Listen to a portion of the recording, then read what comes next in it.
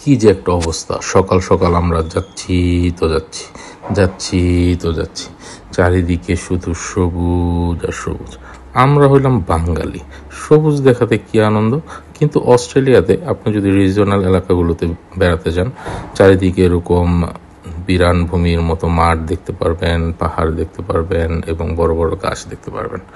যাই হোক, অনেকগুলো উইয়ার চিন্তা ভাবনার মধ্যে আচার ভাই হঠাৎ করে, আচার ভাইকে একটু পরিচয় করে দিই। আচার ভাই হচ্ছে আমাদের সিনিয়র বড় ভাই।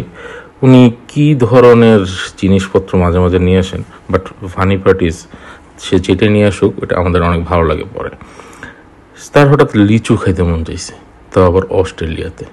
কমন, অনেক ফল ফ্রুট আছে, আপেল, কমলা, তরমুজ, ভাই তুই এগুলি খা না, সে লিচুই খাইব। আচ্ছা ঠিক আছে, আমার স্যার আবার সে কিছু খাইতে পারে না। তো চিন্তা করলাম আমি, দীপ ভাই, আচার ভাই তিনজনে মিলে একটা ট্যুর দিয়ে ফেলাই। ট্যুরটা কোথায় দেওয়া যায়? দিতে হবে কপ সার্ভার।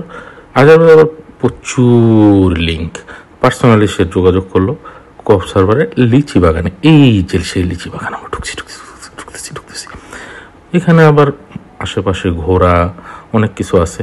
এই ঘোড়া টোড়া দেখে অনেক জ্ঞানীগুণী লোকজন, যেমন দীপ ভাইয়ের ওয়াইফ তিথি, অনেক কথা বলতেছিল। যাই হোক, আমি ভয়েস ওভার দিয়ে ওগুলি ক্লিয়ার করে দিলাম।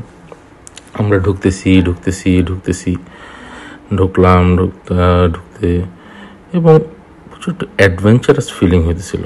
এবং সামনের যে রেঞ্জ রোভার গাড়িটা দেখতে পাচ্ছেন, ওটি আমাদের আজহার ভাইয়ের গাড়ি, আর আমাদের পিছনের গাড়ি। সুতরাং উনি আগে যাচ্ছে, আমরা পিছনে। এই ব্রিজটা ওঠা মাত্রই আমাদের দীপ ভাইয়ের তিথি বললো কি, ইটস 92 টন, 92 সরি টন না, 42 tons, we are 42 tons together.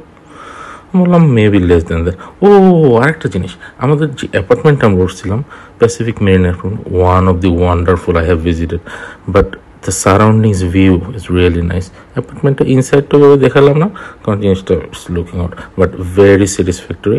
And আশেপাশের ভিউগুলো সকালে সত্যি মনোরম ছিল।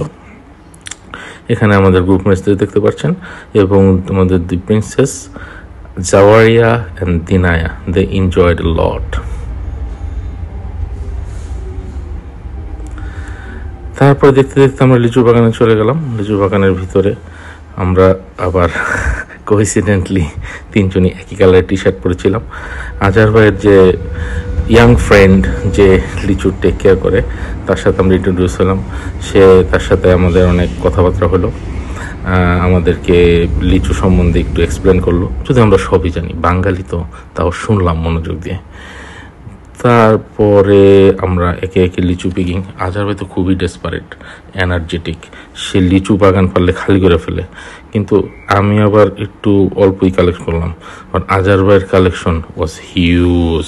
সে কীভাবে লিচু খেতে হয়, how to pick and how to eat litchi, সেটার একটা ডেমো ভিডিও শেয়ার করে দিল স্লো পজিশনে। ও মাই গড, একটা মানুষ যে লিচুর জন্য এত ডেসপারেট হতে পারে, তাকে না দেখলে বোঝাটা কঠিন। বাট ভাই আমার কাজটা যে করছে অস্ট্রেলিয়াতে লিচু, এবং এরকম লিচু, সত্যি তাকে একটু we are grateful to him.